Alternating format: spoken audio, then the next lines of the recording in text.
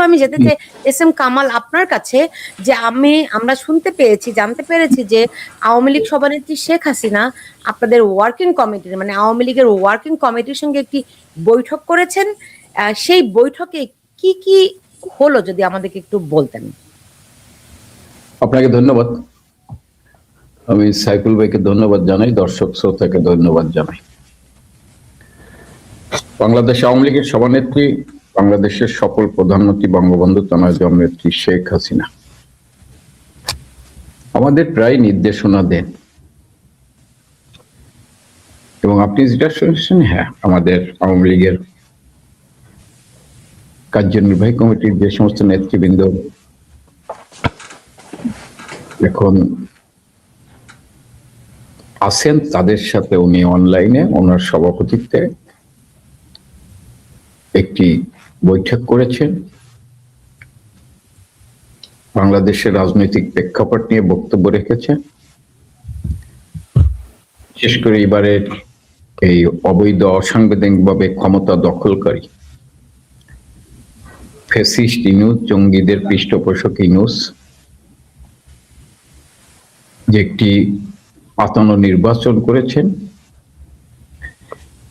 এবং সেই নির্বাচনে জনগণ যে অংশগ্রহণ করেননি, এবং আমাদের বিরুদ্ধে অভিযোগ দেওয়া হতো যে দিনের ভোট রাতে হয়েছে, আর এবার অভিযোগ নেই, এটা বাস্তবে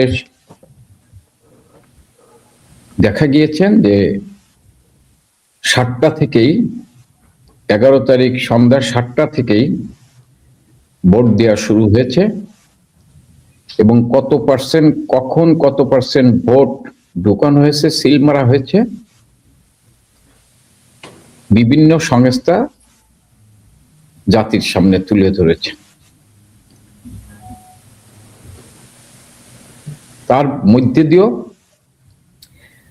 জনগণ ভোটে অংশগ্রহণ করেন নাই, এই জন্য জনগণকে ধন্যবাদ জানিয়েছেন। এবং আমাদের যে নির্দেশনা, আমাকে একটু যদি সরাসরি প্রশ্নের উত্তরটা দিতেন তাহলে একটু ভালো হতো। বৈঠকে কি সিদ্ধান্ত হলো বা কি আপনাদেরকে নির্দেশনা দিলেন? আমাদের সিদ্ধান্ত হয়েছে যে আমরা 7ই মার্চ, ঐতিহাসিক 7ই মার্চ, যেদিন সোহরাওয়ার্দী উদ্যানে 1971 সালের 7ই মার্চ বঙ্গবন্ধু সেই ঐতিহাসিক যে ভাষণ দিয়েছিলেন, এবারের সংগ্রাম মুক্তির সংগ্রাম, এবারের সংগ্রাম স্বাধীনতার সংগ্রাম, যেটা আন্তর্জাতিক স্বীকৃতি লাভ করেছেন, সেই ঐতিহাসিক 7ই মার্চ সারা দেশে যাতে মানুষ পালন করতে পারে সেই ব্যাপারে নির্দেশনা দিয়েছেন। 17ই মার্চ সর্বকালের সর্বশ্রেষ্ঠ বাঙালির অনুশক্তি, সাহস, প্রেরণা, স্বাধীনতার মহান স্থপতি জাতির জনক বঙ্গবন্ধু শেখ মুজিবের জন্মবার্ষিকী, সেই দিন যথাযোগ্য মর্যাদার সাথে বঙ্গবন্ধুর জন্মবার্ষিকী পালন করা, এবং 26শে মার্চ মহান স্বাধীনতা দিবস। এই স্বাধীনতা দিবসও আমাদের সাভার স্মৃতিসৌধে দলের পক্ষ থেকে শ্রদ্ধা নিবেদন, ধানমন্ডির 32 নম্বর বাড়িতে বঙ্গবন্ধুর স্মৃতি বিজড়িত ধানমন্ডির 32 নম্বর বাড়িতে শ্রদ্ধা নিবেদন, এবং টুঙ্গিপাড়াতে শ্রদ্ধা নিবেদন, এবং 26শে মার্চ যথাযোগ্য মর্যাদার সাথে আওয়ামী লীগ সহ সকল মানুষকে পালনের জন্য উনি এই নির্দেশনা দিয়েছে। আরেকটা বলেছেন যে রমজান মাস, আজকে রিক্সা চালক, দিনমজুররা খেতে পাচ্ছে না, তাদের পাশে দাঁড়ানোর জন্য আমাদের নেতা কর্মীদের নির্দেশ দিয়েছেন, এবং এই দুঃসময়ের দুর্দিনে যে সমস্ত নেতা কর্মীরা এই ফ্যাসিস্ট ইউনূসের বিরুদ্ধে রাজপথে আন্দোলন সংগ্রাম করেছেন, হ্যাঁ, তাদের খোঁজখবর রাখা, তাদের তালিকা প্রস্তুত করা নির্দেশনা দিয়েছে। এটা হচ্ছে মূল নির্দেশনা আমাদের।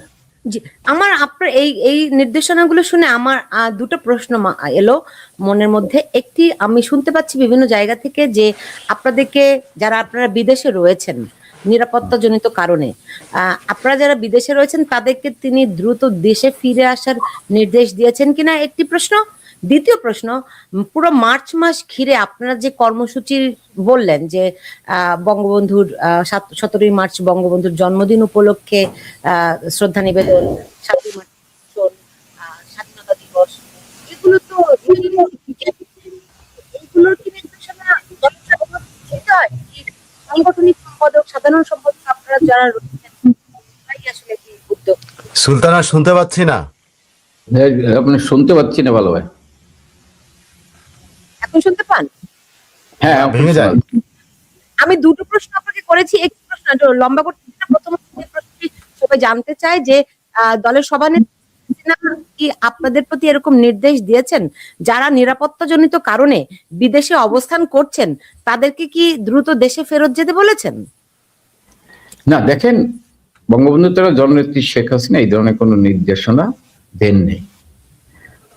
যেটা বলেছেন যে আমরা পর্যায়ক্রমে দেশের পরিবেশ পরিস্থিতি, আমাদের কার্যক্রম প্রত্যাহার হলে আমরা দেশে অবশ্যই, যারা দেশের বাইরে আছে তারা দেশে ঢুকবে।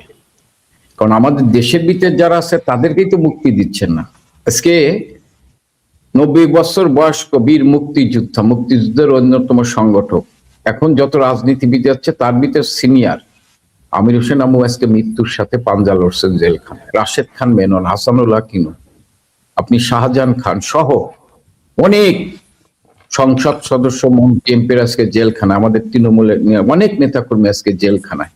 আপনি দেখেছেন না যে 86 বছর বয়স্ক সতীশ দা জেলখানার মানে জেল থেকে লাশ হয়ে বের হয়েছে।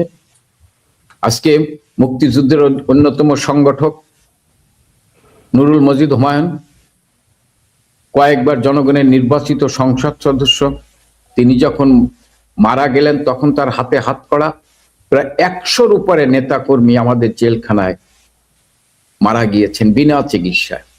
আজকে এদেরকে মুক্তি দিচ্ছেন না, বরং আজকে আপনি হয়তো খবর পেয়েছেন যে আজকে রাজশাহীর ডিআইজি একটা মানে তার একটা সার্কুলার দিয়েছেন যে আওয়ামী লীগের কোনো মানে নেতাকর্মী যদি বেল পায় তাকে জেলখানা গেটে শোন অ্যারেস্ট দেখাতে পারতে, এবং নতুন করে আমাদের নেতাকর্মীদের আজকে গ্রেপ্তার করা হচ্ছে। তা আমরা মনে করি যে আমাদের কার্যক্রম প্রত্যাহার হলে আমরা অবশ্যই এই কার্যক্রম প্রত্যাহারের মধ্যে দিয়ে আওয়ামী লীগের নেতাকর্মীরা সারা দেশে তার দলকে সুসংগঠিত করবে এবং ইউনূসের বিচারের দাবিতে, ইউনূস গংদের বিচারের দাবিতে আমরা রাজপথকে সরব করব, রাজপথে আমরা আন্দোলন গড়ে তুলব। কারণ ইউনূস একজন ফ্যাসিস্ট, ইউনূস বাংলাদেশকে ধ্বংস করেছে, ইউনূস বাংলাদেশের মানুষকে হত্যা করেছে, ইউনূস একজন হত্যাকারী, ইউনূস একজন খুনি, ইউনূস ফ্যাসিস্ট, ইউনূস গণতন্ত্র হত্যাকারী, ইউনূস দেশকে বিক্রি করেছেন। সেই ইউনূসের বিচারের দাবিতে আওয়ামী লীগের নেতাকর্মীরা রাজপথে নামবে। এস এম কামাল, শেখ হাসিনা যে মানে আওয়ামী লীগের যে ওয়ার্কিং কমিটির সঙ্গে বৈঠকটি করেছেন, সেই বৈঠকে আপনি তো উপস্থিত ছিলেন, তাই না? না, বৈঠকটা হয়েছে অনলাইন। ওই তো অনলাইনে আপনি তো ছিলেন আর কি উপস্থিত। আমি ছিলাম, হ্যাঁ। জি জনাব সাইফুল আমিন, তাহলে এই কথাটি কোথা থেকে এলো যে আওয়ামী লীগের নেতাদেরকে যারা বিদেশে রয়েছেন তাদেরকে দ্রুত দেশে ফেরত যেতে বলেছেন, শেখ হাসিনা নির্দেশ দিয়েছেন?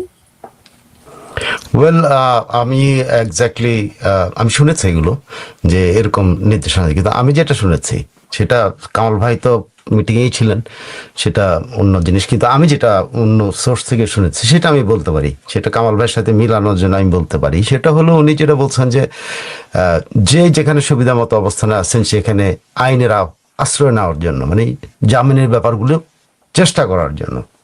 এবং সেটার প্রেক্ষিতে আমি যতটুকু শুনেছি বেশ কয়েকজন উদ্যোগও নিয়েছেন যে তারা তাদের ফাইল অর্গানাইজ করা, আইনজীবী নিয়োগ করা, সেটা দেশে যে করতে হবে বা দেশের বাইরে থেকে করতে হবে এরকম কোনো সরাসরি এরকম এই কথাটা আমি শুনি নাই। আমি যেটা শুনেছি আইনের আশ্রয় নিয়ে দ্রুত জামিনের ব্যবস্থা করার জন্য, মানে যেটা উনি যেটা মেসেজ দিতে চেয়েছেন যে সরকার অ্যাটিটিউডটা তো বোঝা যাবে এই উদ্যোগটা নিলে, এবং যেটা আপনি আমি জানি না ওয়ার্কিং কমিটির ওনারা কি মেসেজ পেয়েছেন, কিন্তু গ্রাসরুট লেভেলের অনেক এমপি কিন্তু এই উদ্যোগটা নিয়েছেন এবং এমপিরা 2-1 এমপি সফলও হয়েছেন।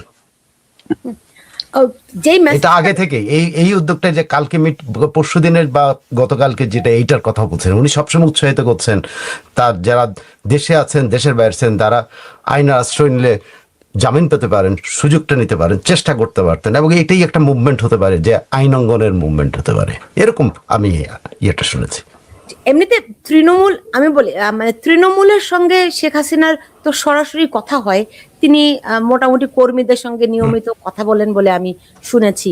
তাদেরকে যে বার্তা দিচ্ছেন আর ওয়ার্কিং কমিটিতে এস এম কামাল যেমনটি বললেন, এর মধ্যে কি কোনো ব্যবধান, কোনো ফারাক দেখতে পান? না, এখানে এখানে আপনি কামাল ভাইরা সবকিছু বলবেন না, এটা স্বাভাবিক। হ্যাঁ, ওনারা শেখ হাসিনার বারবার টিম সবকিছু বলবেন না, এবং সেটা না বলাটাই হলো সবচেয়ে উত্তম, কারণ সবকিছু বাইরে আসা উচিত না।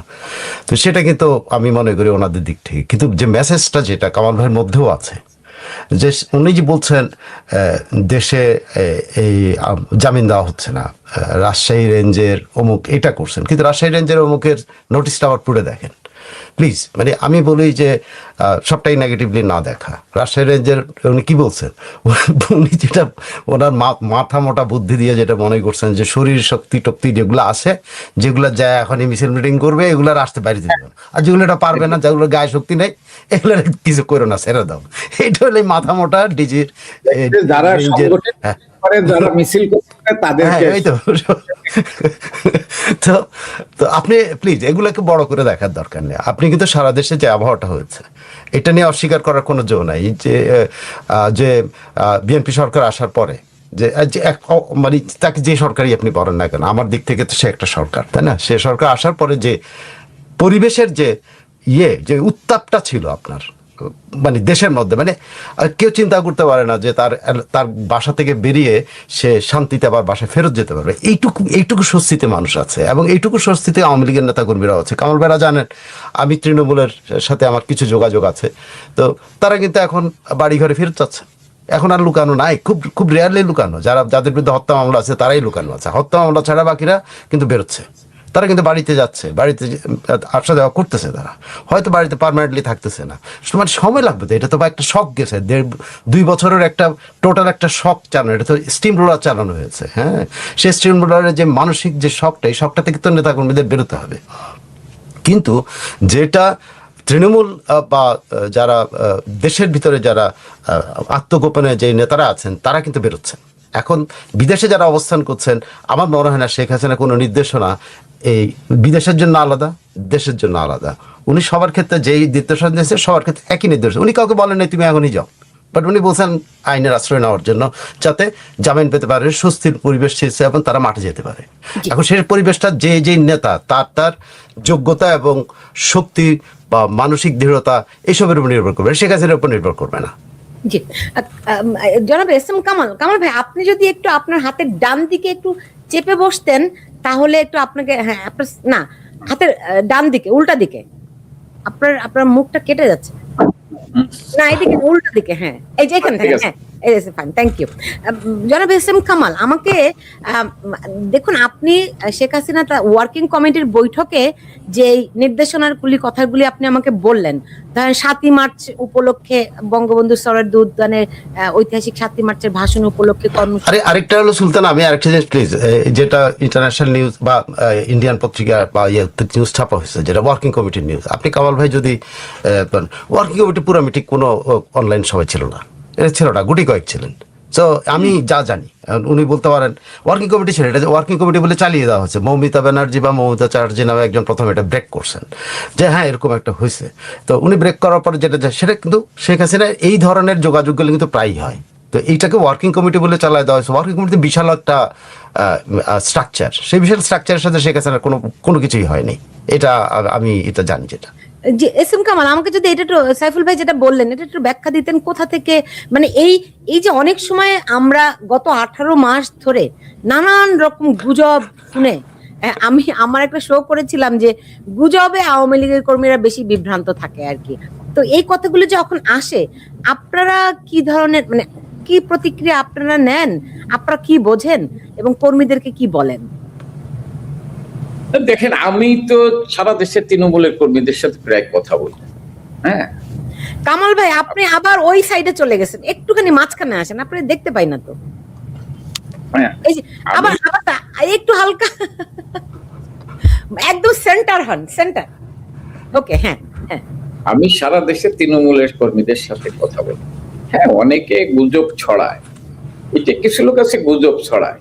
আমাদের নেতৃত্ব, যেটা আপনিও বললেন, সাইফুল ভাই বললেন, আমাদের নেতৃত্ব ধরেন আমাদের চাইতে তৃণমূলের কর্মীদের সাথে বেশি যোগাযোগ, একেবারে ইউনিয়ন লেভেল পর্যন্ত।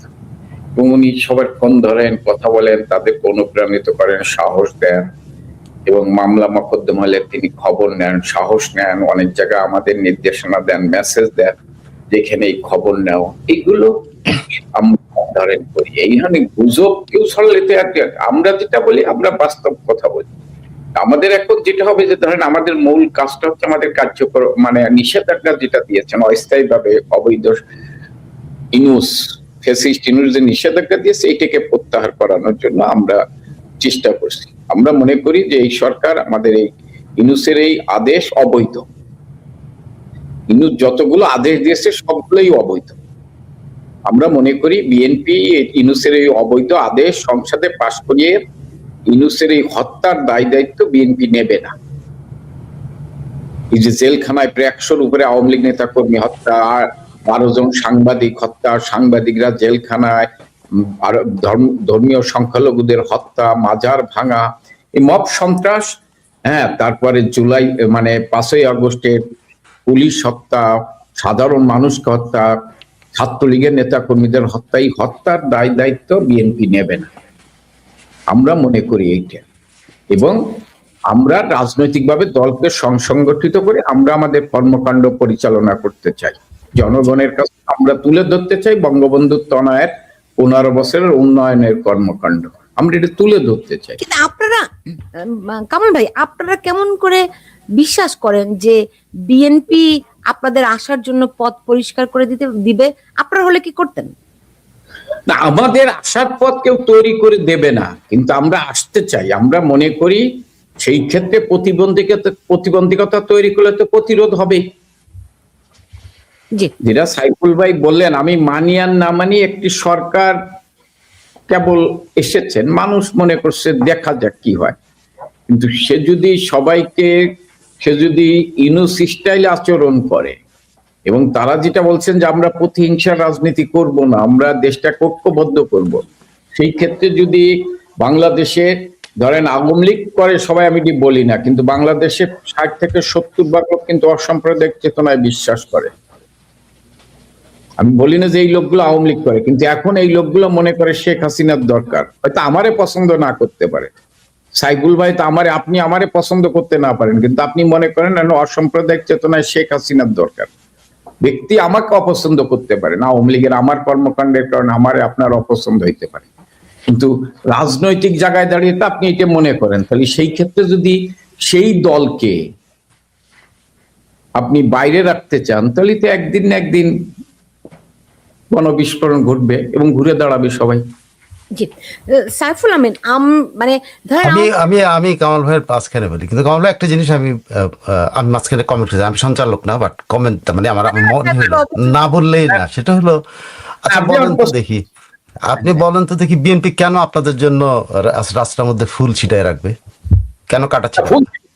আমি ফুল ছিটে কাটা ছিটেন রাখবো, আমি ফুল ছিটানোর কথা বলি না, কিন্তু আপনি যখন বলতেছেন দেশটাকে আপনি স্থিতিশীল জায়গায় নিয়ে যাবেন, কারণ আমি যখন আমার মানে নিষেধাজ্ঞা প্রত্যাহার করার জন্য কর্মসূচি দেবো, তখন তো অস্থিতিশীল অবস্থা তৈরি হবে। তা আপনাকে আমি বিরক্ত করতে চাই না, আমি দেশটাকে অস্থিতিশীল অবস্থায় নিতে চাই না, আমি রাজনৈতিকভাবে প্রতিযোগিতা করতে, রাজনৈতিকভাবে লড়াই করতে চাই। এখন আপনি যদি দেশটাকে অস্থিতিশীল করতে চান, তখন তো আমার কিছু করার থাকবে না। না, এখন আপনাদের জন্য তো রাস্তা আছে, আপনার রাস্তাটা গুলা নিচ্ছেন না কেন? যেমন আদালত একটা বড় রাস্তা হতে পারে, আন্দোলনের একটা আদালত। শেখ হাসিনাকে যখন 2006-7 একটু বলি, 6-7 যখন অলমোস্ট নেতাকর্মীদেরকে অলমোস্ট নিয়ন্ত্রণ করে ফেলছিল ওই সরকার, তখন কিন্তু এই আইনজীবীরা কিন্তু দাঁড়িয়েছিল। আজকে সেই আইনজীবীরা কোথায়? আপনার আমার কথা হলো টার্গেটেড মুভমেন্টটা কোথায়? আপনি তো এই সরকারকে প্রুভ করতে হবে, এই সরকারকে বলতে হবে যে আমার এক্সিস্টেন্স আছে, আমি কামাল আছি, আমি এক্সিস্ট করি, আমার এক্সিস্টেন্স মানতে হবে। এটা তো আপনাকে এই জিনিসটা দেবে। এখন আপনি খালি দূরের থেকে যদি বলেন বা তৃণমূল থেকে শুধু বলে আমাদেরকে মুক্ত করে দাও, আমাদেরকে মুক্ত করে, কে মুক্ত করবে? না, এই যে আপনি যেটা বলছেন ঠিক আছে, করবেন। আপনি যে বলছেন আইনজীবী, পেশাজীবী, আমরা এখন চেষ্টা করতেছি, যোগাযোগ করার চেষ্টা করতেছি। আমাদের এই সমস্ত নেত্রীর সাথে আমাদের যে মত বিনিময়, এটাও একটি কারণ যে আমরা বিভিন্ন সামাজিক সংগঠন, পেশাজীবীদের সাথে আমরা যোগাযোগ করে আমরা তাদেরকেও সুসংগঠিত করার চেষ্টা করছি। আসলে এই 18 মাস তো একটা জগদ্দল পাথর আমাদের উপর বসেছিল। যে আপনারা সবাই জানেন জগদ্দল পাথর আমাদের উপর বসেছিল।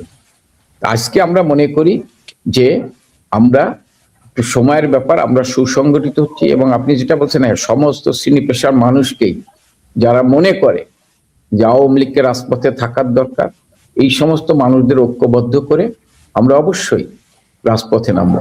আমরা ধরেন আপনি যেটা বলছেন যে এতদিন আমাদের মব সন্ত্রাসের ভয় ছিল, এখন যেহেতু মব সন্ত্রাস হচ্ছে না, আমরা অবশ্যই আদালত যদি একটু নিরপেক্ষ ভূমিকা পালন করে, আমাদের নামে যাদের নামে মিথ্যা মামলা আছে আমরা আদালতের কাছে আমাদের নিরাপত্তা চাও, এবং এইটা যদি আমরা নিশ্চিত করতে পারি, দেখবেন যে ধীরে ধীরে আমরা সবাই ঘর থেকে বের হয়ে আসতে পারবো। যারা আমরা নেতৃবৃন্দ বিভিন্ন মামলার মিথ্যা মামলার আসামি আছি, আমরা ঘর থেকে বেরিয়ে এসে আমরা রাজপথেই থাকবো। রাজনীতি যখন করি তখন তো জেল আর রাজপথেই আমাদের ঠিকানা, কিন্তু এবারের বিষয়টা ছিল সাইফ ভাই, আপনিও জানেন, সুলতানাবাদ জানেন, যে এবার তো রাজপথ আর জেল ছিল না, মাঝপথেই আমাদের মব সন্ত্রাস করে পিটিয়ে হত্যা করার একটা পরিকল্পনা ছিল।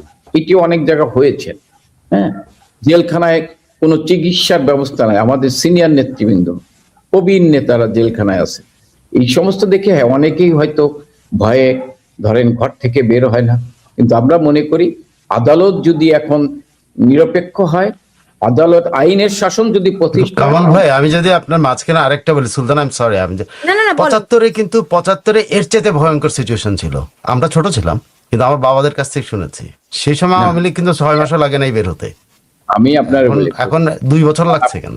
আপনি যেটা বলছেন 75-এর 15ই আগস্টের, হ্যাঁ ওর চাইতে বড় প্রলয় করি, মানে এটা মহা মহা বিপর্যয়। না না, ওইটা ছিল বিপর্যয় ছিল, কিন্তু ওই সময় কিন্তু ধরেন আপনারা এই যে সাংবাদিকরা পলাই বেড়াচ্ছেন, এটা পলান লাগতো না। সাধারণ মানুষ, সাধারণ যে একজন আওয়ামী লীগের সমর্থক, তারও পলান লাগতো না। আমি কিন্তু ওই সময় নেতা, আমি কিন্তু না কামাল ভাই, এটা কিন্তু ঠিক না। অবশ্যই লাগতো, অবশ্যই লাগতো। আমি একদম একদম নিশ্চিত করে বলি যে আওয়ামী লীগের লোকেরা 75 পরেও ঘরে থাকতে পারতো না, তাদেরকেও ঢালাও ভাবে জেলবন্দি করা হয়েছিল। কোথাও উচ্চারণ করা যেত না। বাংলাদেশের কোন গণমাধ্যমে বঙ্গবন্ধু শেখ মুজিবুর রহমান আমার কথা ই করেন, 75-এর পরে বঙ্গবন্ধুকে মুছে ফেলার চেষ্টা করা হয়েছে, 7ই মার্চকে মুছে ফেলার চেষ্টা করা হয়েছে, কিন্তু এবার যেভাবে ঢালাও ভাবে এগুলো তো করছে, তার চাইতে খারাপ করছে। 32-কে বুলডোজার দিয়ে মিশিয়ে দিয়েছে, 75 ওইটা করে নেই। কিন্তু এবার যেটা করছে, আওয়ামী লীগের একজন সমর্থক তার বাড়িটা লুট করে 75-এ 35 জন মানুষকে 32 নম্বরে মারা হয়েছে। আপনি ইট খুললেই কি এটা ধ্বংস হইলো না? ওখানকার প্রাণ শেষ করে দেওয়া হয়েছে। আমি 32 নম্বরকে, আর এবার শেখ হাসিনা পেলে তাকেও হত্যা করত। এবার শেখ হাসিনাকে পেলে তাকেও হত্যা করত। আমরা তো ধরেন কিছু না। এবার গণভবনে যদি শেখ হাসিনাকে তারা রাখতে পারতো, তাহলে শেখ হাসিনা শেখ রেহানা দুইজনকেই হত্যা করত, বুঝছেন না? এবার কত প্রতিহিংসা, যে টিউলিপের নামেও মামলা দিয়ে মানে তাকে সাজা দেওয়া হতো। দেখেন, ওই আলোচনাগুলোতে আমরা না যাই, কারণ কি জানেন? কারণ হলো এবার শেখ হাসিনাকে পেলে তো অবশ্যই এটা করতো, কিন্তু ধরেন ওই সিচুয়েশনটার জন্য ওখানে উনি কেন সেফ ছিলেন না, সেটা তো, এটা যদি বলি আপনাদেরই দোষ, আপনাদের লোকগুলি ঠিক রাখতে পারে না, যে কারণে এই পরিস্থিতিটা তৈরি হয়েছে। এখানে কেন বঙ্গভবনের মধ্যে এখানে একজন একটা মন্তব্য করেছে যে 75-এ তিনি ইন্টারমিডিয়েট পড়তেন, তিনি বলছেন, সুমন, তিনি বলছেন যে আসলে 75-এর পরে সংগঠন ছিল, 24-এ সংগঠনের শেকড় আওয়ামী লীগ এরা খেয়ে ফেলেছে। আমি খেয়ে ফেলেছে বলতে চাই না, আওয়ামী লীগ মানে সংগঠন দুর্বল হয়েছে। না বরং নো সুলতানা, বরং আওয়ামী লীগ এখন একক ব্যবস্থা। তখন আওয়ামী লীগ 3 খণ্ড হয়ে যাওয়ার উপক্রম হয়েছিল, 3 খণ্ড ব্র্যাকেট হয়ে যাচ্ছিল, 3 খণ্ড। আর এখন আওয়ামী লীগ কিন্তু এক, শেখ হাসিনার নেতৃত্ব। এখন যেটা যত শক্তিশালী, তখন এটা ছিল না। আমি ছোট ছিলাম, বাট আমি তো পড়েছি আওয়ামী লীগ 3 খণ্ড হয়েছে, মিজান গ্রুপ, অমুক গ্রুপ, তমুক গ্রুপ, উকিল গ্রুপ, এটা পরবর্তীতে হয়েছে। আগে বাড়তে চাই। এস এম কামাল যেটি বললেন যে শেখ হাসিনা বলেছেন যে 7ই মার্চ বঙ্গবন্ধুর 7ই মার্চের ভাষণ উপলক্ষে এই কর্মসূচি পালন করা, 17ই মার্চ বঙ্গবন্ধুর জন্মদিন পালন করা, স্বাধীনতা দিবস পালন করা, এগুলো তো একটা রুটিন ওয়ার্ক। এই রুটিন ওয়ার্ক কি শেখ হাসিনাকে বলে দিতে হয়, নাকি আওয়ামী লীগের নিজস্ব কোনো ওই ক্ষমতাই নাই, যে মানে আওয়ামী লীগের বলতে যে দলের যে সাংগঠনিক কাঠামো, তারা এই রুটিন ওয়ার্কটাও করতে পারেন না? না, এটা সবসময় আমরা জাতীয় কর্মসূচিগুলো নেই, আমাদের সেন্ট্রাল কমিটির মিটিং এ জননেত্রী শেখ হাসিনার সভাপতিত্বে মিটিং করেই আমরা এই কর্মসূচিগুলো ঘোষণা করি। জি, এটা কোনো ব্যক্তি সাইফুল আমিন কি বলে? না, এটা ট্রিকি প্রোগ্রাম। আমি মনে করি যে এইভাবে এটা কিন্তু একটা সুন্দর পলিসি আমার মতে, যে এটা নির্দোষ কতগুলি কর্মসূচি, যে নির্দোষ কর্মসূচিগুলি পালন করতে নেতাকর্মীদের কেউ যদি বাধা দেয়, ইভেন এটা তো যে কেউ পালন করে, তো আওয়ামী লীগ লাগবে না। আপনি যদি বঙ্গবন্ধুর ভাষণটা বাজাতে চান আপনার বাড়িতে, এটা আপনাকে কেউ না করবে না, তাই না? হ্যাঁ, একটা জিনিস নিশ্চিত করতে হবে, নেতাকর্মীরা বা কোনো উৎসুক লোক বঙ্গবন্ধুর ভাঙা রেকর্ডগুলি যেন না বাজায়, যেটা বাজালে বঙ্গবন্ধু শোনা যায় না, তখন মানুষ বিরক্ত হয়, এগুলো যেন না করে। কিন্তু বঙ্গবন্ধুর ভাষণটা তো যে কেউ বাজতে পারে, এটা নির্দোষ। এবং আমি মনে করি একটা চমৎকার প্রোগ্রাম যে 7ই মার্চ বঙ্গবন্ধুর তারপরে কি বলে 25শে মার্চ, এই জিনিসগুলো যদি মানে সাংগঠনিকভাবে যতটুকু, বরং তৃণমূলকে ইন্সপায়ার করে, তারা স্ব অবস্থান থেকে এটা করলো, এটা নির্দোষ। এটা দিয়ে কিন্তু সরকারকেও কিন্তু একটা টেস্টে ফেলানো গেল যে সরকার এই ধরনের প্রোগ্রামগুলিতে কি ধরনের, মানে নির্দোষ প্রোগ্রাম যদি আওয়ামী লীগ দেয়, যেটা কোনো সরকারকে চ্যালেঞ্জ করা না, বাট তার আদর্শ প্রচারের জন্য, সেটাতে যদি সরকার বাধা দেয়, তখন বোঝা যাবে সরকার অ্যাটিচিউডটা বোঝা। আমি মনে করি যে এটা সরকারের জন্য একটা অ্যাসিড টেস্ট হবে, যে সরকার এই ধরনের প্রোগ্রামগুলির প্রতি তার অ্যাকশন এবং রিয়াকশনটা কি। So it is a good one. আমার কাছে মনে হয়েছে যে এটা আপামর মানুষকে একসাথ করার জন্য এই প্রোগ্রামটা মানে খুবই খুবই সুন্দর একটা জিনিস হয়েছে, যে এই নির্দোষ দিবসগুলিকে ব্যবহার করে যদি সারফেসে আসা যায়। জি, জনাব এস এম কামাল, আমি শুনেছি প্রায় 40টারও বেশি আওয়ামী লীগের কার্যালয় এরই মধ্যে খুলেছে, পুলিশ এসে ধরেছে, আবারও তারা খুলেছে, এরকম আমি শুনেছি। প্রায় 40টার মতো মানে অফিস এখন পর্যন্ত খোলা হয়েছে। আজকে আমি দেখলাম, খবরটির আমি সত্যতা যাচাই করতে পারিনি, ব্যারিস্টার সুমন জামিন পেয়েছেন, আওয়ামী লীগের বেশ কয়েকজন নেতা এমপি তারাও কিন্তু জামিন পেয়েছেন। তো সরকারের পলিসিতে আপনারা কি বুঝতে পারছেন সোফার? আমি আপনারে বলি, এখনো আমাদের ছাত্রলীগের 15টা মেয়ে রাজশাহী এবং সিলেট কারাগারে মানবতার জীবনযাপন করছে। মহিলা লীগের তুহিন সহ আরো অনেকেই, মহিলা আওয়ামী লীগের নেত্রীরা জেলখানায়। আমি শুরুতেই বলছি যে প্রবীণ জননেতা, মুক্তিযুদ্ধের অন্যতম সংগঠক আমির হোসেন আমু সহ আমাদের 110 জনের উপর প্রায় সংসদ সদস্য, কেন্দ্রীয় নেতা আজকে জেলখানায় মানবতার জীবন। তাদের কিন্তু কাউকে জামিন দেওয়া হয়নি। এবং জেলা পর্যায়ে কোনো, আপনি দেখেছেন বরিশালে জেলার সেক্রেটারিকে বেল দিয়েছেন এবং সেখানে কি অবস্থা তৈরি হয়েছে। আপনি এখনো উল্লেখযোগ্য কাউকে জামিন দেয়া হয়নি, এবং অনেক বয়স্ক লোক আছে তাদেরকে জামিন দেওয়া হয়নি। আপনি যেটা বলছেন, অনেক 2-1 জায়গা জামিন হচ্ছে, যাদের নামে ধরেন নরমাল মামলা সন্দেহজনক ভাবে গ্রেপ্তার করে জেলখানায় পাঠিয়েছেন, অথবা জয় বাংলা স্লোগান দিয়েছেন, জেলখানায় পাঠিয়েছেন, কোনো মামলা নাই, জেলখানায় পাঠিয়েছেন, তাদেরকে বেল দিচ্ছে। কিন্তু এখন পর্যন্ত জেলা পর্যায়ে যারা সংগঠক, যারা নেতা, ছাত্রলীগের অনেক ছেলেরা আজকে জেলখানায় কাউকে বেল দেয়নি। এটা আমার মনে হয় এটা একটা তৈরি করা হচ্ছে, মানে পরিবেশ তৈরি করা হচ্ছে যে বেল হচ্ছে। আসলে কিন্তু বেল ওইভাবে এখনো দিচ্ছে না। হাইকোর্টে আপনারা খবর নিলে জানবেন যে হাইকোর্ট, উচ্চ আদালতে এখনো এইভাবে তারা বেল দিচ্ছে না, এবং কোর্ট ওইভাবে বসতেছে। আমরা মনে করি যে আইনের শাসনের কথা বলছেন, আইনের শাসন প্রতিষ্ঠা হোক। হ্যাঁ, আমাদের অপরাধ হলে আমাদের বিরুদ্ধে মামলা হবে, আমাদের বিরুদ্ধে বিচার হবে, সাজা হবে, আমরা মেনে নেব, কিন্তু আইনের শাসন প্রতিষ্ঠা হোক। এবং সবচেয়ে বড় হচ্ছে যে আওয়ামী লীগ বাংলাদেশ আর বাংলাদেশের স্বাধীনতা এক অভিন্ন। সেই আওয়ামী লীগের কার্যক্রম অস্থায়ীভাবে নিষিদ্ধ করেছেন একটি অবৈধ সরকার, অবৈধ অধ্যাদেশ দিয়ে। আমি মনে করি এই কার্যক্রমের উপর, নিষেধাজ্ঞার উপর বর্তমান যে সরকার আছে তারা একে প্রত্যাহার করে দেবে। আওয়ামী লীগের কর্মকাণ্ড পরিচালনার ক্ষেত্রে কোনো বাধা দেবে না। ঐতিহাসিক 7ই মার্চ, 17ই মার্চ, 26শে মার্চ আমরা মনে করি যে এই কর্মসূচিগুলো সাধারণ মানুষ তার ইচ্ছে মতো পালন করতে পারে, আওয়ামী লীগের নেতাকর্মীরা পালন করতে পারে, এটাই থাকবে আমাদের প্রত্যাশা, আহ্বান।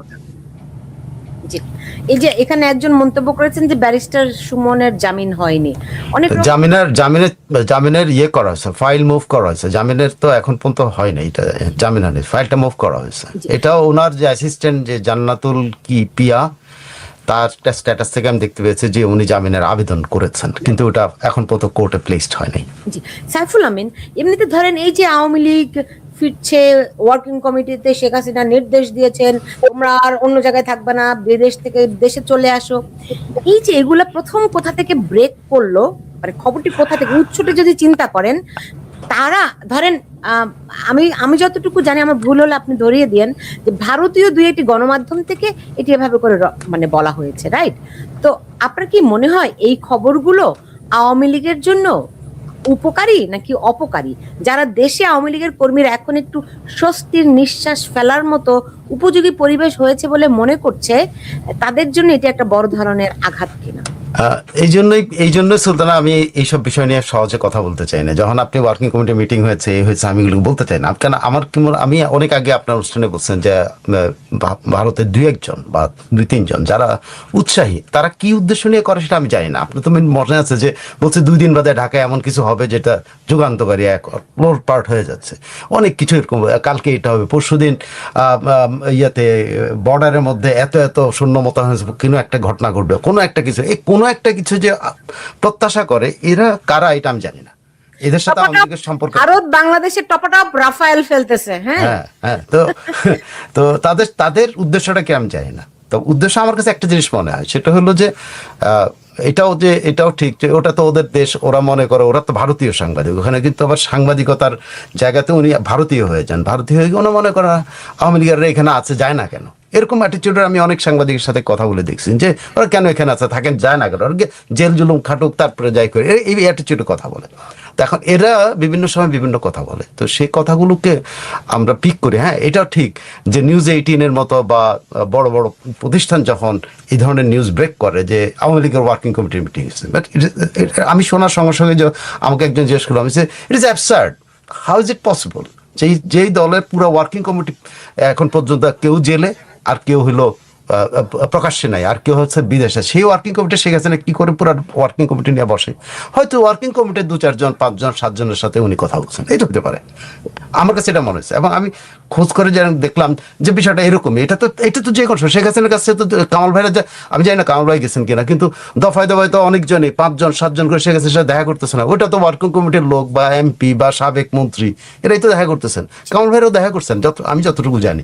তো এটা তো হচ্ছে, তো এইটাকে আপনি যদি মনে করেন যে পুরো আওয়ামী লীগ এখন মিটিং করতেছে যে আমি কালকে এটা করব ওইটা করবো, আর এই প্রোগ্রামগুলো যদি আলোচনা, এটা তো নেতাদের কাছ থেকেই আসবে। শেখ হাসিনার নির্দেশনার কি আছে যে 17 এটা নির্দোষ একটা প্রোগ্রাম, যদি এটা হয়ে থাকে, আরে 7ই মার্চ নির্দোষ একটা প্রোগ্রাম, ফ্যান্টাস্টিক, এই ধরনের প্রোগ্রাম করে তো নেতা কর্মীদেরকে মাঠে আনা যায়, যারা সাহস করে আসবে যে আমি এটা বাজারে আমার ধরে কিনা দেখবে, টেস্ট করবে, এটা টেস্ট কেস, সরকারের জন্য টেস্ট কেস, কারণ আর কয়দিন, মাত্র 6-7 দিন বা 10 দিন পরে এই প্রোগ্রাম স্টার্ট হয়ে যাচ্ছে। সো এটা কিন্তু একটা বড় ধরনের সুযোগ, এবং সেটা যদি এরকম সিদ্ধান্ত থাকে, এটা হচ্ছে গুড ওয়ান। বাট এইটা যে একেবারে পুরো ওয়ার্কিং কমিটির বৈঠক হয়েছে, এই হয়েছে যেভাবে ব্রেক করা হয়, আমি প্রথমে আমি এই জন্যই সুলতানা এই বিষয়গুলো না সহজে সরাসরি কথা বলতে চাই না, এই জন্য যে আমি যতটুকু জানি, আমি যতটুকু বলতে পারি, এর বাইরে তো আমারও লিমিটেশন আছে, আমি যার থেকে তথ্য পাই তারও লিমিটেশন আছে, সে আমাকে সব বলে নাকি, কামাল ভাই সব বলছে নাকি, বলে নাই তো এটাই স্বাভাবিক। এগুলোকে আমি জানি না, অনেক সময় এটা অনেক বড় হাইপ তৈরি করতে নেতা কর্মীর মধ্যে অনেক কিছু আশা তৈরি করে ফেলে, যেটা আমি সেটা বলি আর কি, যেটা বলতেছে আমি, যেটা হচ্ছে যে আমাদের জাতীয় যে কর্মসূচিগুলো আছে, এই কর্মসূচিগুলো যখন দেশে ছিল, প্রধানমন্ত্রী ছিল, বিরোধী দলে ছিল, তখনও আওয়ামী লীগের নির্বাহী কমিটির সভা করে আপার সভাপতিত্বে আমরা এই কর্মসূচিগুলো ঘোষণা করি, যদিও এগুলো নির্ধারিত, তারপরেও আনুষ্ঠানিকভাবে ঘোষণা করা। এবারও এখানে যে কয়জন কেন্দ্রীয় নেতা ছিল তাদের সাথে উনি কথা বলেছেন, উনি আলোচনা করে এই সিদ্ধান্ত হয়েছে আমরা এই কর্মসূচিগুলো পালন করবো, নেত্রী নির্দেশনা দিয়েছে, ঠিক আছে।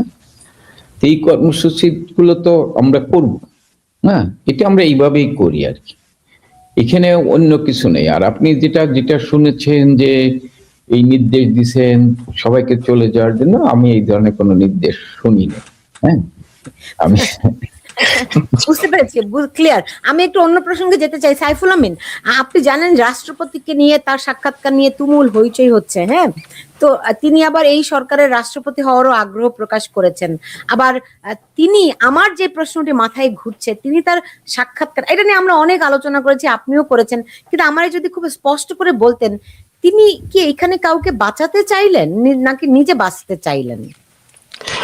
আমার কাছে, আমি এই পর্যন্ত যতজন কথা বলছে, আমার কাছে এটা তিনটা অপশন মনে হচ্ছে।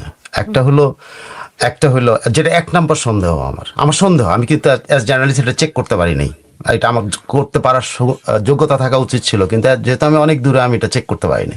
আমার এটা হলো খুব সম্ভবত উনি ইউনুসের কি বলে, তার যে ফার্মগুলো আছে, যেগুলো লবিস্ট ফার্মগুলো আছে, সে কোনো লবিস্ট ফার্মের পাল্লায় পড়েছেন। কারণ এই রাষ্ট্রপতি কোনো কথা বলার কথা না।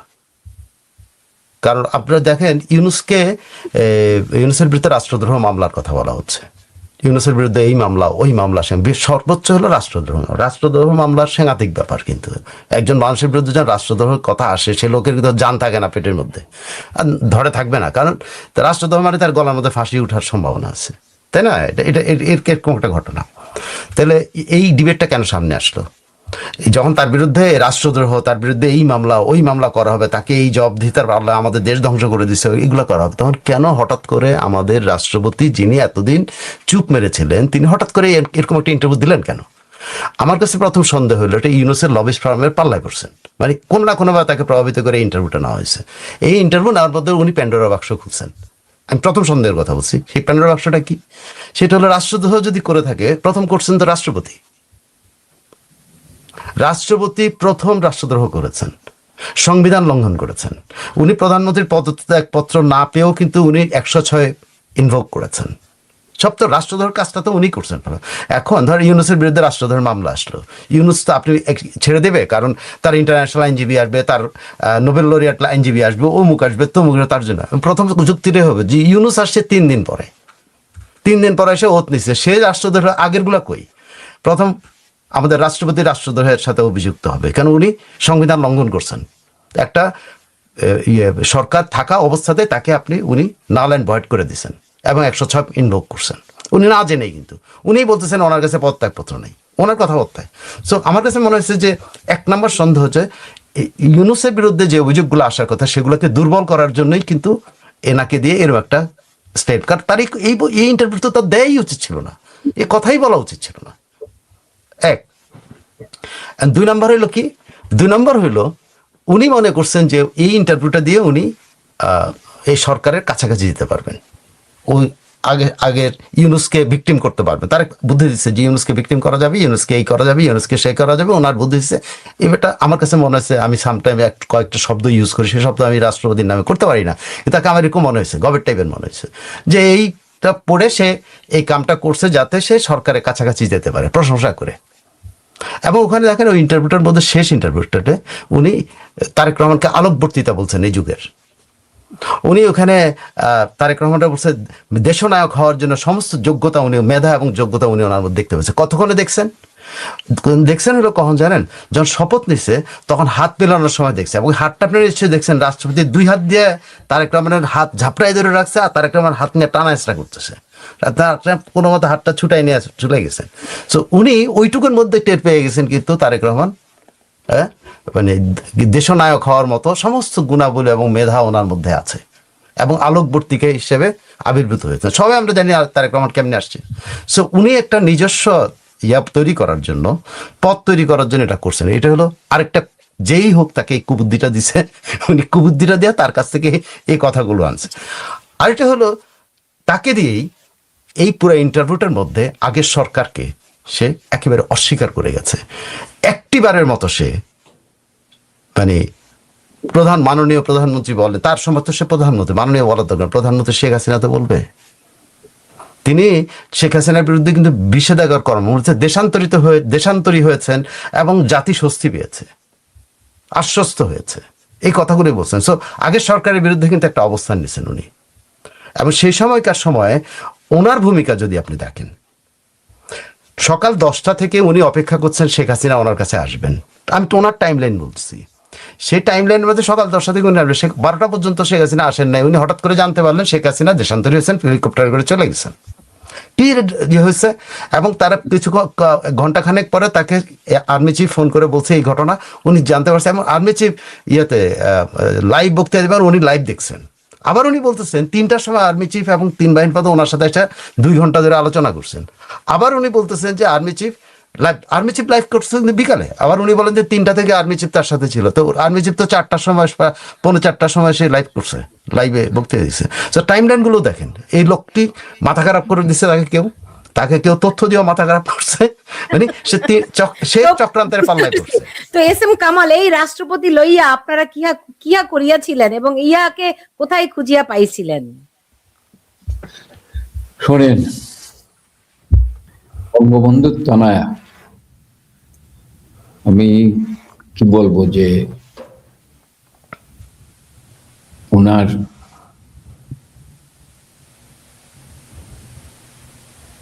বিশ্বাসের জায়গায় আপনি আছেন, আমি তো ভুলে যাচ্ছি, আপনিও কাদের ভাইয়ের মতো স্লো হয়ে যাচ্ছেন। আমি ভাবছি স্টাক হয়ে গেল কিনা, ফাস্ট না করেন। না, আমি বলছি না, আপনি যেটা বলছেন যে বঙ্গবন্ধুর তনয়া, তার এই বিশ্বাসের জায়গায় এখন কেউ যদি বিশ্বাসঘাতকতা করে, এদের কিছু বলার নাই আর কি। এই কথার মধ্যে ওনার যদি একটা কথা বলি, বারবার মীর জাফরের সাক্ষাৎ পান, ঘটনা কি আপনাদের? না মীর জাফরের না, এটা অন্যরকম আছে। বঙ্গবন্ধু শেখ মুজিবুর রহমান, হ্যাঁ, একজন রাষ্ট্রপতি খুঁজিয়ে পাইয়াছিলেন, ওনার নাম মাহমুদুল্লাহ বা মোহাম্মদুল্লাহ। তিনি শেষ পর্যন্ত ইউনিয়ন পরিষদের নির্বাচন করছিলেন, এবং উহা নোয়াখালী, আমার দেশ নোয়াখালী। আমি এই জন্য এটা ভালো করে জানি যে ইহা শেষ পর্যন্ত ইউনিয়ন পরিষদের নির্বাচন। আপনারা কোথায় খুঁজে পান? দেখেন, একটু সিরিয়াস হয়ে বিষয়টা নিয়ে। হ্যাঁ, আমি যোগ করলাম, আমিও ভাবি যে কিভাবে সম্ভব এগুলো।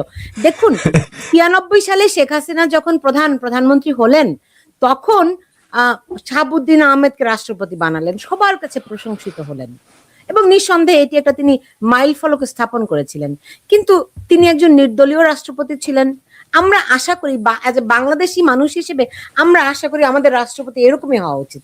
কিন্তু বাস্তবতা যে ভিন্ন, সেটি তো ওই শাহাবুদ্দিন আহমেদকে, মানে বিচারপতি শাহাবুদ্দিনকে দিয়েই শেখ হাসিনা বলেন, আওয়ামী লীগ বলেন, শিক্ষা পেয়েছিলেন, আমি যতটুকু জানি।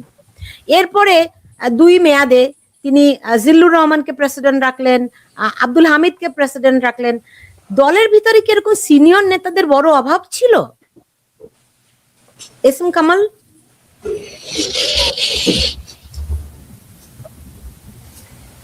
না, অভাব ছিল না, হয়তো মনে করছেন যে একজন সজ্জন ব্যক্তি তাকে দিশা হয়তো, এই আর কি। আচ্ছা, আমি বুঝছি এটা আপনার জন্য উত্তর দেওয়াটা বিব্রতকর। সাইফুল আমিন, আপনি যদি একটু বলতেন। আমি এরকম শুনেছি, শোনা কথা আমি বলছি, শোনা কথা, কারণ অনেক কিছু তো শোনা যায়, এইটুকু সত্য থাকলে এর মধ্যে এত বড় একটা মিথ্যা থাকে। কিন্তু তারপরেও যে ধরেন অনেকেই বলেন যে ছোট আপার সুপারিশে 2 জন নিয়োগ পেয়েছিলেন, এক হচ্ছে সেনাপ্রধান ওয়াকারুজ্জামান, আরেক হচ্ছে। আমি আপনাকে এই জায়গায় একটু থামায় বলবো, জি, যে বাংলাদেশের শেখ রেহানার দুর্ভাগ্য, আমার তার সাথে পরিচয় নাই, আমি তার সম্পর্কে শুধু জানি আর কি, বা তার ঘনিষ্ঠজনদের সাথে 2-4 জনের সাথে আমার পরিচয় আছে, কিন্তু তার সাথে আমার কোনদিন দেখা হয়নি, আমি তার সাথে কোনো পরিচয় নেই। তারপর আমি বলতেছি, বাংলাদেশে শেখ রেহানার মতো দুর্ভাগা মানুষ, হ্যাঁ, আমার ধারণা খুব কম আছে। তিনি এমন একটা মানুষ যিনি ধরেন তার বোন হলো প্রধানমন্ত্রী, এখন তার মেয়েকে দিয়ে তাকে তদবির করাতে হয় প্লটের জন্য।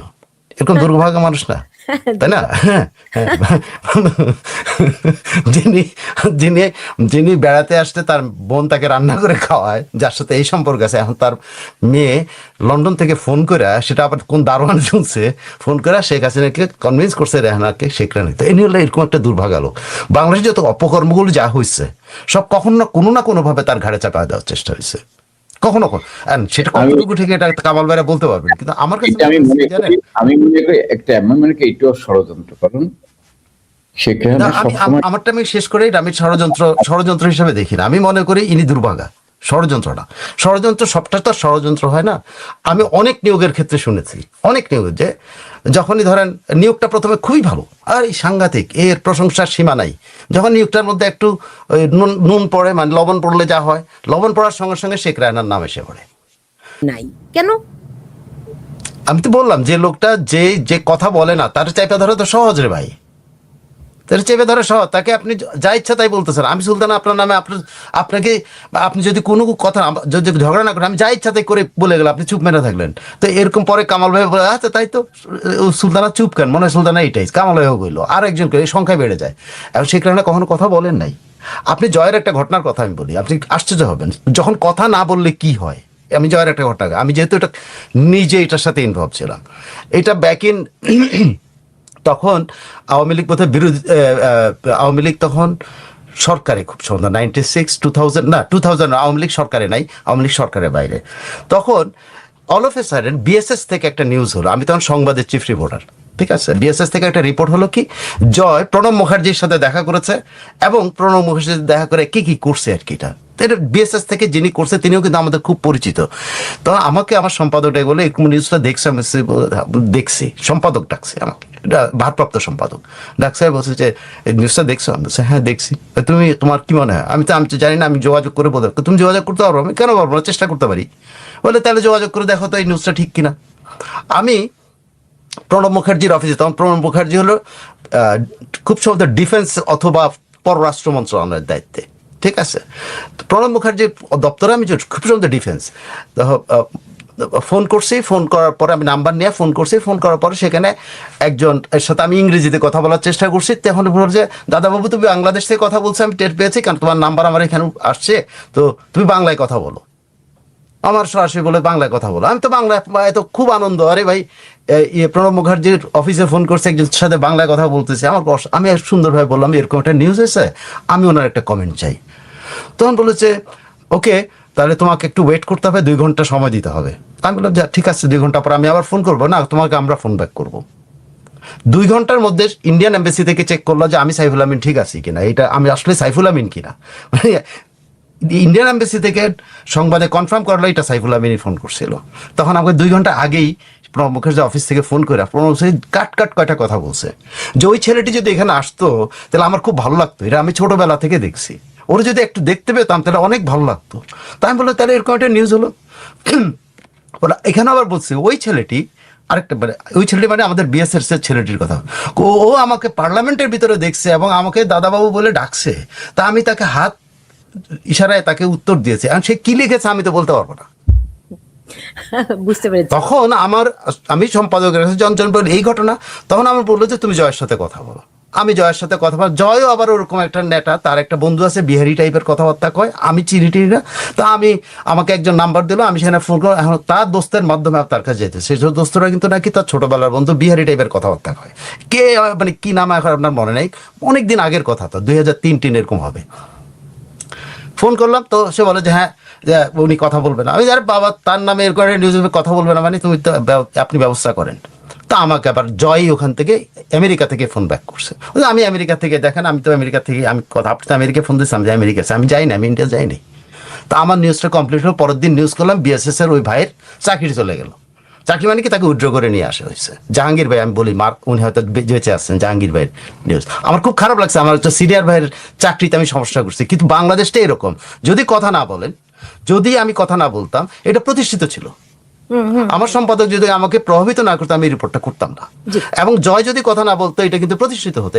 প্রণব মুখার্জি যদি কথা না হতো তাহলে কিন্তু প্রতিষ্ঠিত হতো যে জয় যায় ঘুটু পাকাচ্ছে এই বিএনপি সরকারের বিরুদ্ধে, প্রণব মুখার্জি দেখা করে। আমি বলি কি জানেন, এই জন্যই যে ব্যক্তিদের নামে এরকম কথাবার্তা হয় তার কোনো স্পোক্স পার্সন থাকা উচিত, অথবা তিনি কথা বলা উচিত। রেহানার বিরুদ্ধে যে কথা, আমি যদি আমার পরামর্শ দেওয়ার যদি কোনো সুযোগ থাকতাম তাকে বলতাম আপনি একজন পরামর্শক নিয়োগ করেন, যে পরামর্শকটা আপনার এই উত্তরগুলি দিবে, সিম্পল। জি আসলে এস এম কামাল, ধরেন আমি শেষ করব, এটা শেষ প্রশ্ন, সেটি হচ্ছে গিয়ে ধরেন শেখ রেহানা সম্পর্কে যত রকম অভিযোগ আমি শুনেছি অভিযোগগুলি মূলত আমার কানে এসেছে ধরেন 2014 সালের পর থেকে। আমি বলবো 2014 সালের পর থেকে তার সম্পর্কে অভিযোগগুলি আসতে শুরু করে। আমি শিওর আপনারাও এগুলি জেনেছেন। তো এগুলো কখনো আপনারা কি খতিয়ে দেখার চেষ্টা করেছেন, কেন এগুলো হচ্ছে, এগুলোর ইম্প্যাক্ট কি হয়? এবং ঢালাও ভাবে সবাই তার দিকে আঙুল তুলে। ইভেন এই যে আওয়ামী লীগের অনেকের বিরুদ্ধে অনেক দুর্নীতির অভিযোগ, কতটা সত্য কতটা মিথ্যা সেটি আপনারা ভালো বলতে পারবেন কিংবা অনুসন্ধানে বেরিয়ে আসবে। কিন্তু এই যে ঢালাও প্রচারণার শিকার আওয়ামী লীগ বারবার করে হয়েছে, যেমন শেখ কামাল সম্পর্কে ব্যাংক ডাকাতির অভিযোগ, এটা তো পুরো প্রতিষ্ঠিত হয়ে গিয়েছিল, রাইট? ডালিমের বউকে নিয়ে গেছে, ডালিমের বইতে আছে যে শেখ কামাল এখানে নাই। এই যে বারবার আওয়ামী লীগ যে অপপ্রচারের শিকার হয়, এটা কি আপনাদের সমস্যা নাকি যারা অপপ্রচার করে তাদের সমস্যা? What do you think? আমাদের কোনো সমস্যা না, অপপ্রচার করে। এই অপপ্রচার ধরেন বঙ্গবন্ধুর, যখন আপনার মনে আছে বঙ্গবন্ধুর হত্যাকাণ্ডের পর যখন, আমার মনে নাই, শুনেছি আপনার কানে মনে নাই, ঠিক আছে, সাত্তার সাহেব সেটা ভাই জানে আর কি। সাত্তার সাহেবের আমলে যখন 32 নম্বর বাড়ি বুঝিয়ে দেওয়া হয়, তখনও কিন্তু অনেক কিছু প্রকাশ করা হয়েছে। আর জননেত্রী শেখ হাসিনার বিরুদ্ধে অনেক ধরনের মিথ্যাচার করা হয়েছে, ছোট আপা শেখ রেহানার বিরুদ্ধে অনেক ধরনের মিথ্যাচার করা হচ্ছে। এটি করা হয়, আপনি কিছু মনে করেন না? দেখুন, আমি জাস্ট দেখাই আপনার সম্পর্কে এইরকম অভিযোগ লিখতেই থাকে, অভিযোগ করতেই থাকে। ওয়াই? উত্তর দেন, তারপর আমার অভিযোগ শোনেন। আপনি খালি এত কথা বলিতে হবে না, আমারটা শোনে না, ক্যাটটা দিতে ছোট আপারটা শেষ করতে দেন। এখানে এই যারা করে, আমি মনে করি এরা হচ্ছে বঙ্গবন্ধু পরিবারের ভাবমূর্তি ক্ষুণ্ণ করা হচ্ছে এদের মূল লক্ষ্য।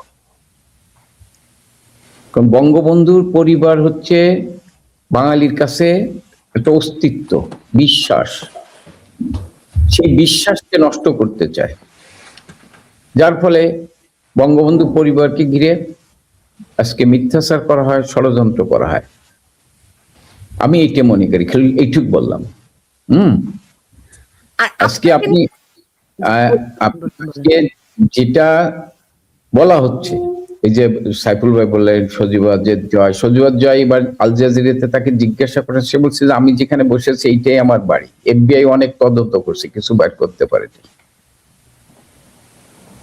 এফবিআই তদন্ত করে কিছু বাইর করতে পারেনি, এইটি হলো সত্য। কিন্তু এখন অনেকে বলতেছে এইটি বঙ্গবন্ধু পরিবারকে ঘিরে সবসময় ষড়যন্ত্র ছিল, মিথ্যাচার ছিল, কিন্তু বাংলাদেশের জনগণ বিশ্বাস করে না। আর দুঃখটা কোথায়, যে বঙ্গবন্ধুর তনায় যাদেরকে বিশ্বাস করেন, বিভিন্ন জায়গায় অবস্থান তৈরি করে দিয়েছেন, তারাও অনেক সময় মানে এই অপপ্রচারের জন্য দায়ী থাকেন আর কি। এবং আপনাকে নিয়ে যে এই অভিযোগটা করে, আপনি কি এটার উত্তর কোনোদিন দিয়েছেন? আপনাকে বলে ক্যাশ? আমি অনেকবার দিয়েছি। যারা বলে, আমি মনে করি এরা দলের শুভাকাঙ্ক্ষী না। আমি সবচেয়ে হাইয়েস্ট সম্মেলন করছি, যারা বলে, আমি চ্যালেঞ্জ করলাম, শোনেন আমার নামে লিখছিল, আমার কিরানীগঞ্জে জায়গা আছে, আমার কি মানে জিকে তলায় আমার জায়গা বাড়ি আছে, আমার চাঁপাইনবাবগঞ্জে আমের বাগান আছে, জয়পুরহাটে আমের বাগান আছে। এই ঘটনার পর লিখছিল আর কি, ঠিক আছে। আমি চ্যালেঞ্জ করছি, আমার ছেলে, স্ত্রী, বউ, আমার ভাই, আমার আত্মীয় স্বজন কারো নামে যদি কোথাও 1 কাঠা জমি দেখাতে পারে, আমি জাতির কাছে সরাসরি ক্ষমা চাইবো, আওয়ামী লীগের সাংগঠনিক সমিতি রিজাইন করব। আমার নামে তো দূরের কথা, আমার স্ত্রী, সন্তান, 2টা সন্তান, আমার ভাই, আমার স্ত্রীর ভাই, এদের নামে কোথাও যদি 1% জমি কেউ দেখাতে পারে, আমি চ্যালেঞ্জ করলাম। জি না, কিন্তু ব্যর্থতার দায়ভার কিন্তু আপনারা অস্বীকার করতে পারবেন না। আপনি দুর্নীতির কথা বলতে পারেন, কিন্তু আপনাদের যে সাংগঠনিক কমিটির কথা, যেটা আপনি বড়াই করেন যে আপনার সাংগঠনিকভাবে এই করছে, আপনার কোথায় ছিলেন শেখ হাসিনা যখন নিরাপত্তাহীন ছিল ইয়েতে? না, আমি শুনলাম না, আপনি কোথায় ছিলেন? আমরা তখন ঢাকায় ছিলাম। আমরা তখন ঢাকায় ছিলাম। আপনাদের শক্তি না, না, কোথায়? আপনি নিজে না, না, যাওয়ার না, দরকার না, নাই। আপনাদের শক্তি কোথায়? না, না, পুরো আমার সাংগঠনিক কমিটির শক্তি না, না, কোথায়? সাইফুল ভাই, আপনি যখন ধরছেন এটা আমি বলি আর কি, আপনার হয়তো জানার আছে। আমরা 1 তারিখে সমাবেশ দিয়েছিলাম ঢাকায়, 3 তারিখে ঢাকায় সমাবেশ দিয়েছিলাম। আমাদের সমাবেশটাকে 1 ঘন্টা আগে স্থগিত, মানে 1 দিন আগে স্থগিত করে দেওয়া হয়েছিল। আমরা ভাই আমি এগুলো জানি। আপনারা চিফ অফ স্টাফকে দায়ী করবেন, আপনারা একে দায়ী করবেন। আমার কথা হলো অন্য। আমার কথা হলো অন্য। আমি কারো দায়ী করতেছি না। আমি কারো দায়ী কথা অন্য। আমার কথা হলো আপনারা সাংগঠনিক, আওয়ামী লীগ সাংগঠনিকভাবে শেখ হাসিনার দায়িত্বে। কেন শেখ হাসিনার দায়িত্বে? শেখ হাসিনা তাদের পার্টি চিফ, বাদ দেন প্রাইম মিনিস্টার। তো পার্টি চিফের যদি পার্টি চিফ ভুল করেন, তো তার লেফটেন্যান্টরা আছে কেন? পার্টি চিফকে বোঝানোর জন্য না? আপনারা কি করেছেন? কোথায় ছিল তখন সাধারণ সম্পাদক? কোথায় ছিল আপনার প্রেসিডেন্ট? কোথায় ছিল আপনার সাংগঠনিক সম্পাদকরা? কোথায় ছিল জয়েন্ট সেক্রেটারিরা, যে পার্টি প্রেসিডেন্টকে বোঝানো যে আমার সাংগঠনিক শক্তি দেখাতে হবে? পার্টি প্রেসিডেন্ট ভুল করতেই পারেন, তার লেফটেন্যান্টরা কোথায়? তাকে তো বঙ্গবন্ধু শেখ মুজিবুর রহমানকে চালাতেন তার লেফটেন্যান্টরা, কিন্তু আর আপনারা লেফটেন্যান্টরা শেখ হাসিনাকে চালাতে পারেন নাই। আই এম সো সরি এই কথাটা বলার জন্য। শেখ হাসিনাকে সেভ করতে পারেন নাই। You are the most failure committee, মানে আমার দেখা যে কমিটি সাংগঠনিকভাবে কিছুই দেখাতে পারেন নাই। আপনার প্রেসিডেন্ট জীবনের নিরাপত্তার কথা বলেন, সে জীবনের নিরাপত্তার কথা আর্মির চাইতে কিন্তু আপনার কর্মী বাহিনী দেখার কথা, আপনি দেখার কথা, সাংগঠনিক কমিটি দেখানোর কথা। আপনার প্রধান যদি ভুল করে আপনি তাকে বোঝানোর কথা। This is your duty. আপনি সেই ডিউটি পালন করেন নাই। যত বলা যায় হ্যাঁ, এটা তো করা যায়। আমরা তো দায়িত্ব নাই ভাই, এই জন্য তো বলতে পারি। না, আপনি আমার জায়গা থাকলে যত বলা যায়, আপনার মতো ওই জায়গা থাকলে আমি আরো বেশি বলতে পারতাম। সেটা ঠিক। আপনি যে কথাগুলো বলছেন, এই কথাগুলো আমি আইসেম কামাল আওয়ামী লীগের সাংগঠনিক সম্পাদক উত্তর দিতে বললেন না, তো করে দেখাইতেন। না, হলেন কেন? আপনার সাংগঠনিক সম্পাদক হলেন কেন? তাহলে তো আমারই ছিল আপনার। তখন আপনি আমারে ধরতে পারতেন, এখন আমি আপনার আপনি হলেও কিছু করতে পারতেন না। This is the trouble. আপনার বঙ্গবন্ধু শেখ মুজিবুর রহমানকে তার লেফটেন্যান্টরাই কিন্তু সবসময় গাইড করেছে। বঙ্গবন্ধু শেখ মুজিবুর রহমানকে তার অ্যাডভাইজাররা গাইড করেছে। বঙ্গবন্ধু শেখ মুজিবুর রহমান 6 দফা বঙ্গবন্ধু বানান নাই। বঙ্গবন্ধু শেখ মুজিবুর রহমানের স্বাধীনতার ঘোষণা বঙ্গবন্ধু একা বানান নাই। বঙ্গবন্ধু শেখ মুজিবুর রহমান অর্থনৈতিক ঘোষণা বঙ্গবন্ধু বানান নাই। রেহমান সুবহান সহ একটা অর্থনৈতিক টিম ছিল বাংলাদেশের এই 69 নির্বাচনের পরে বাংলাদেশ কিভাবে চলবে সেটা তৈরি করছেন তারা। আপনার কোথায় সেরকম লোকরা কোথায় আওয়ামী লীগের? শেখ হাসিনা একা ছাড়া। আমি একটু কামাল ভাইকে হেল্প করি। অপ্রিয় সত্য কথা আজকে আমি আপনাকে হেল্প করে আপনার সুবিধার্থে বলছি। হ্যাঁ, আমি বলি যথেষ্ট। আচ্ছা ঠিক আছে, আমি একটু বলি। সাইফুল আমিন, এইটা আওয়ামী লীগের অনেকের নেতার কাছে শুনি যে শেখ হাসিনা কোনো পরামর্শ নিতে চান না, তিনি এগুলো বোগাস কথা ভাই, করতে পারেন না। এইসব কথাগুলো আপনি আমি শেখ হাসিনার ইন্টারভিউ করছি, আমার মনে হয় না ইনি এরকম ব্যক্তি। উনি হয়তো ওনার ডিসিশনে স্টিক করতে চান, কিন্তু উনি শুনবেন না ভাই। আমরা সবাই বলি উনি বেবি আপার কথা শুনতেন। এই আমরাই মানুষ যারা বলি বেবি আপার কথা শুনতেন, আমরাই বলি উনি ওনার ওই বান্ধবীর কথা শুনেন। তাহলে ওনার সাংগঠনিক লোকদের কথা শুনবেন না? নিশ্চয়ই শোনেন। ওই সাংগঠনিক লোকরা সেই ওরকম উপযুক্ত লোক ছিল না যারা তাকে উপযুক্ত পরামর্শ দিতে পারে, যেটা ওনার কাছে মনে হইতো যারা এটা কি কয়, তখন হয়তো আপনি যত খুঁচানোর চেষ্টা করেন আমি আপনার কথার উত্তর দিতে পারবো না। আমি খোঁচাই নাই, আমি যা কথা তা বলছি। না, আপনি সত্য কথা বলেন না। আপনি যা বলছেন আপনি বাস্তব কথাগুলো বলেন নাই। আমি বাস্তব কথা বলছি। আপনি আবেগে আপনি পড়েন, আমি এই বাস্তব কথাটা বলা যাবে না। আমি তো আবেগের জায়গায় দাঁড়ায় কথা বলতেছেন, আমি তো বাস্তব কথাটা বলতে পারবো না। বাস্তব কথাটা আপনি আমার ফোনে জিজ্ঞেন, আমি বলে দেবো। সাইফুল সাহেব আমার ফোনে জিজ্ঞেন, বলে দেবো। তাহলে আমি অনেক কিছু জানি, কিন্তু আমি জানি যে এই সাংগঠনিক কমিটি কি পরিমাণ একটা অথর্ব কমিটি, এটা আমি জানি। এটা নিয়ে আমার সাথে তর্ক করে কোনো লাভ নেই। ওইসব তথ্য আমি অনেক তথ্য জানি। না, বাস্তব কথা কইলে বলে তো লাভ নাই। আবেগে দিয়ে অনেক কিছু বলা যায়। না, বাস্তব আমরা অনেক কিছু জানি। শুনেন, আমরা 40 বছর ধরে সাংবাদিকতা এমনি করি না, আমরা প্রত্যেকটা মানুষকে খবর রাখি। কিন্তু এটা ঠিক যে আমরা এইটুকু বুঝি আমরাও অনেক কথা কইতে পারি না। এইটা আপনার সামনে এখন কথা উঠাতে আমি দুই একটা কথা, আরো অনেক কথা বলতে পারবো যেগুলো একেবারে আপনাদেরকে হুল ফোটাবে। না না, আমার কিছু ফুটেবে না। হ্যাঁ, আপনাদের সবাইকে, আমি- আপনি কামাল আমি সাহেবের এখানে- যে আমি- কামাল সাহেব যে আমি- কথাগুলো বলে, আপনাদের মোমেন সাহেব যে এখানে কথাগুলো বলে, আপনি- না, না। আপনাদের মন্ত্রীরা যেসব ইন্টারভিউ দেয় কি ডাহা মিশা কথা বলে, এগুলো কিন্তু আমরা জানি। মোমেন সাহেবের কথা বলেন, আমি প্রত্যেকটা শব্দ মিথ্যা, কি মিথ্যা কথা বলছে আমি বলে দিতে পারবো। এখানে আগে সাবেক আইনমন্ত্রীরা কি বেড়ে রেজাওর না কি একজন আছে না, যিনি গর্তের ভিতর দিয়ে পালাইছে, ডুবন্ত গর্তের ভিতরে পালাইছে, কাদার ভিতরে ছিল, 3 দিন লাগছে ওনার গোসল করে শরীরের থেকে কাদা সরাইতে। আমরা সব ঘটনা জানি, কিন্তু আমরা কিন্তু বলতে পারবো, কিন্তু আমরা এগুলো বলে দুর্বলতাটা প্রকাশ করতে চাই না, কেন এগুলো কিন্তু হয়েছে। আপনি তো বললেন, আপনি ওদের দায়িত্ব আপনি নেবেন, জি যারা মিথ্যা কথা আমি কেন বলতেছে। আমি কেন নেব? আমি কেন নেব? এই সুলতানের অনুষ্ঠানের মধ্যে এসে ডাহা মিশা কথা বলে চলে গেছে। আমি কেন নেব? আমার দোষ, সব দোষ আমার। দেন যত দোষ সাংবাদিক ঘোষ বলেন আমি আমাকে। আমি আমি এই আমি আওয়ামী কেন লীগের নেব? লোকেরা আমাকে আবার লাল বদরও বলে, লাল বদররা আবার আমাকে বলে আওয়ামী লীগের দালাল। আমার খুব ভালোই লাগে। যাই হোক, আমরা তো মাসির চাইতে দরদ বেশি হয়, মায়ের চাইতে মাসির দরদ বেশি হওয়া হচ্ছে না। আমরা তো ভাই বাইরের মানুষ, আমাদের মনে প্রশ্ন জাগে, এই জন্য কেন্দ্রীয় নেতাদের সামনে পাইছি, কোনোদিন পাইতাম না। সুলতানার বদান্যতায় কেন্দ্রীয় নেতাদের পাইছি, তাদের সামনে কথাগুলো তুললাম, যে আমাদের মনেও এই প্রশ্নগুলো আছে। জি কামাল ভাই, আপনি আমি শেষ বক্তব্যটা আপনার কাছ থেকে শুনে বিদায় নিতে চাই। জি বলেন কি বলতেছেন? আপনার কর্মীদের জন্য শেষ কি পরামর্শ আছে আপনার?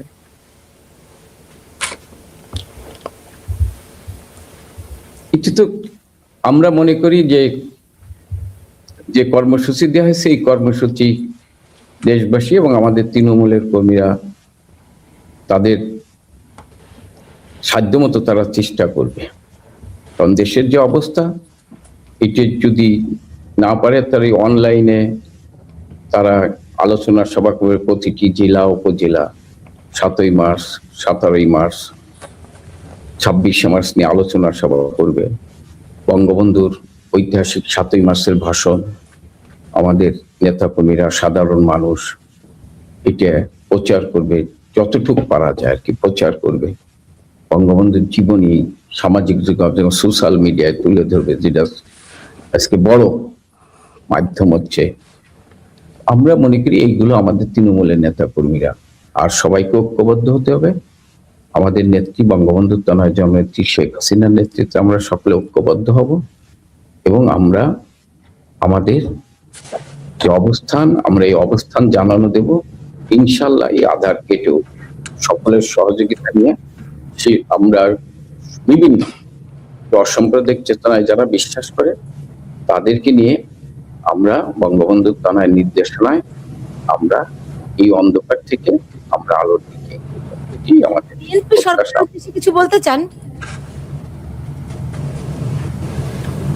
বিএনপি সরকারের উদ্দেশ্যে আমরা মনে করি যে বিএনপি যে কথা বলছেন যে তারা প্রতিহিংসা রাজনীতি করবে না, এটা আমরা আমাদের এই কর্মসূচি যাতে সফলভাবে পালন করতে পারি, আমরা মনে করি যে প্রশাসনের দিক দিয়ে কোনো বাধা আসবে না, এটাই প্রত্যাশা করি। জি এছাড়া আমাদের এখন আর আপাতত কিছু বলার। জি। সাইফুল আমিন, আপনি যদি 1 মিনিটের মধ্যে আওয়ামী লীগের জন্য 2টি পরামর্শ দিতেন। না না, আমি পরামর্শ দেওয়ার লোক না, আই এম সো সরি। আচ্ছা, আপনার বিবেচনায় 2টি অতি গুরুত্বপূর্ণ এই মুহূর্তে করা দরকার 2টি কাজের কথা বলেন। সেটা হলো, তৃণমূল যেরকম ধরেন আওয়ামী লীগ যে পরিমাণ শক্তিশালী, এটা আওয়ামী লীগের সেন্ট্রাল কমিটি জানি কিনা আমি জানি না, তবে আমরা যতটুকু কথা বলে দেখি আওয়ামী লীগ কিন্তু তৃণমূল পর্যায়ে প্রচন্ড শক্তিশালী একটা সংগঠন হতে পারে যদি তাদেরকে অর্গানাইজ করা যায়। সো এই তৃণমূলের মধ্যে এখন যেটা হয়েছে যে আমার জানাশোনার মধ্যে সেটা হলো যে যারা সাহসী, যারা মেধাবী, যারা চিন্তা করে, এরা সামনে যদি আসতে পারে এবং আওয়ামী লীগের এই যে সাংগঠনিক যে সেন্ট্রালাইজ যে একটা ইয়া থাকে, সাংগঠনিক যে ইয়াটা স্ট্রাকচারটা থাকে, এই সাংগঠনিক স্ট্রাকচারটা তো এখন নাই, যার ফলে এখন কিন্তু 2-3টা দুর্বলতা তৈরি হবে এই শক্তির মধ্যেও। দেখবেন যে তৃণমূল পর্যায়ে বিভিন্ন লেভেলের এও নেতা ভাবে নিজেকে, সেও নেতা, কারণ সেও একটা কর্মসূচি পালন করছে, ও আরেকটা কর্মসূচি পালন করছে, একজন একটা 10 জনের মিছিল করছে, আরেকজন যায় পতাকা উঠেছে, সে ধরেন। সো এরকম কিন্তু লিডারশিপের মধ্যেও কিন্তু এই জিনিসগুলো অর্গানাইজ করার লোকটা লাগবে, যে এই 2টা শক্তিকে, যে একই এলাকার মধ্যে 3টা ছেলে আছে, 3টা ছেলেই কিন্তু মাঠে দেখাইছে, সে কাজ দেখিয়েছে, যে কাজটা সাহস দেখিয়েছে, মেধা দেখাচ্ছে, কর্মসূচি উদ্ভাবন করেছে, এগুলো কিন্তু এখন কিন্তু তৃণমূলের শক্তিটা কিন্তু অনেক বড়, কিন্তু আবার বড় দুর্বলতার হলো সাংগঠনিক দুর্বলতা। এখানে কিন্তু অনেক ছোট ছোট নেতা তৈরি হয়েছে, কিন্তু তাদেরকে সংগঠিত করা এবং একটা সেন্ট্রাল নেতৃত্বের আওতায় আনা।